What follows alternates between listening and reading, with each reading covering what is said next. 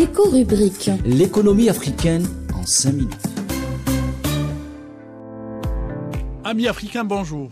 Je reviendrai aujourd'hui, encore une fois, sur l'Agence africaine de notation. Quelle importance, quel contenu et quel intérêt? L'importance des agences de notation dans le monde, il faut juste signaler que 3 grandes agences se partagent le marché de l'évaluation au niveau mondial. 3 agences qui sont d'essence libérale et qui répondent aux besoins d'un marché financier qui vise et qui poursuit une logique d'optimisation du capital.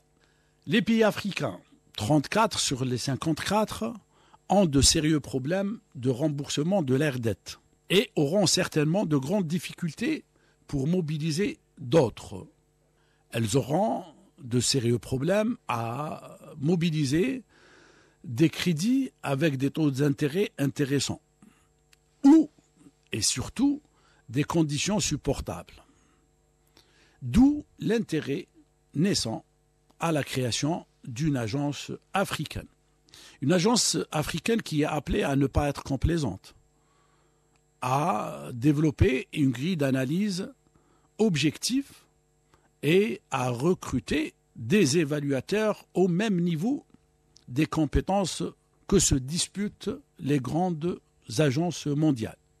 Il y va de sa crédibilité, car la finalité n'est pas de créer une agence, mais surtout de participer utilement à mettre en place des évaluations comparables à celles qui sont produites par les agences mondiales.